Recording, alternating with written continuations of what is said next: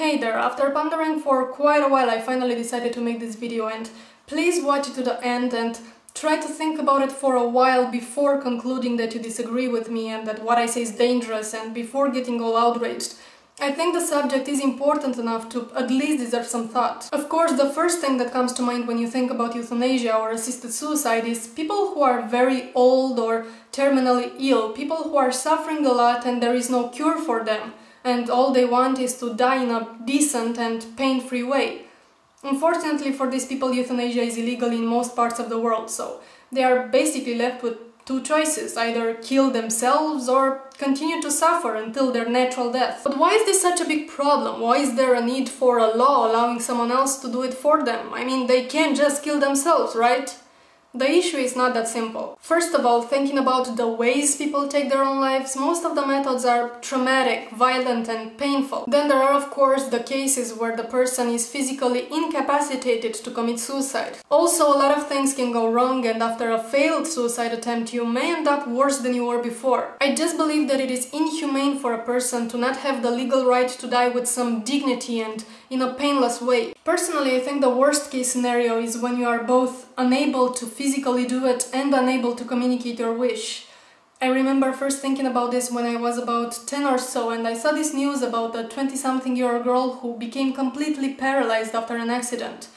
She couldn't move, she couldn't speak. There was actually someone pouring eye drops into her eyes to prevent them from drying because she couldn't even blink. And she was to remain in this condition for her entire life. I honestly cannot think of something more horrible than spending decades and decades like that. I think we should have a system that allows us to make a decision in advance in case something like this happens. Something like a donor card.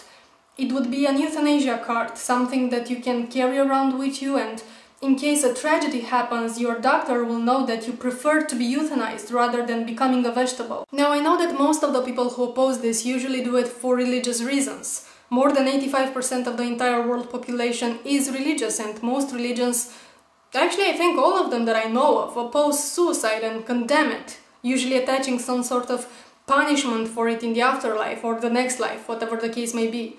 But I also know that many of my viewers are not religious, so you probably already agree with euthanasia under certain circumstances and in certain cases. But keeping in mind that we are only talking about legal adults with the mental capacity to decide, where do we draw the line? I mean, how sick must a person be in order to qualify? In how much pain should they be in before they have the legal right to die? Let's say their illness is not terminal, but just unbearable, a living hell to live with, but otherwise they can live for 20 more years like that.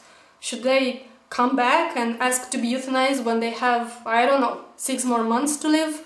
What is the reasonable line here? And who gets to decide this? Who gets to tell the person asking to die that, well, buddy, you know what?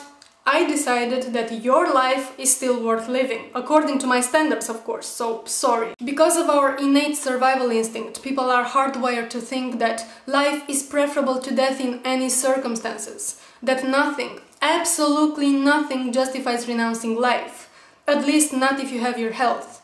And still, regardless what you think, and regardless how you feel, about 3,000 people commit suicide every day, and many of them are young and healthy. By the way, when I say healthy, I mean what the average person would consider to be healthy. But the reality is that 87 up to 98% of all the people committing suicide are suffering from a mental disorder. Now, why would you differentiate so much between a physical and a psychological illness? And how can you measure and quantify the level of suffering of a person with a mental disorder who is not yourself? Of course, there is the argument that while a physical terminal illness is without a cure, a psychological disorder can be fixed and the person can be treated and turned normal, right? In about 75% of all cases of suicide, the individual has seen a physician within the prior year before their death. 45 to 66% within the prior month. About 33 to 41% of the people who committed suicide had assistance from mental health services within the prior year. 20% within the prior month. I know these facts are stressful to think about and hard to comprehend and assimilate, but some people, even if body-wise they are in perfect health, because of their mental state, for them, their life is just not worth living. And they seek help, They are told they have all these reasons to live and that life is great and a wonderful gift. They're popped full of pills meant to artificially disable them from feeling bad emotions, and yet they end up killing themselves. Now you tell me, you give me your best arguments why you think that these people should not have the right to a painless death, but instead have the last moments of their life be the most brutal thing they ever experienced.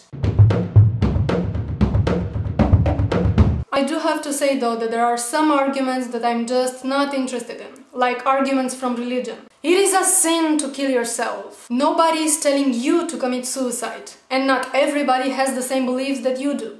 Deal with it. Also, I am not impressed with arguments purely from emotions with nothing else behind them. But how would you feel if your own brother wanted to be euthanized? My personal feelings have absolutely no relevance to somebody else's rights to body autonomy. And also, you may want to think about it more when it comes to arguments that are just speculative. But this way, the suicide rates would skyrocket. How can you possibly know that? You know, I would never militate for people to just be able to go through a door, ask to be euthanized and get an injection, just like that. I am proposing a well-regulated system, where before anything else you would have people talking to you and determining if you have the mental capacity to make an informed decision, and who would first of all offer medical assistance. Actually, how can you tell that the suicide rates won't in fact decrease this way? Take the example of the teenage boy who, out of an impulse, jumps in front of a train because his girlfriend dumped him. Maybe, knowing that he has the alternative of assisted suicide, he would rather take that option. And maybe, while talking to professionals, he will realize that suicide is permanent, while his problems are temporary.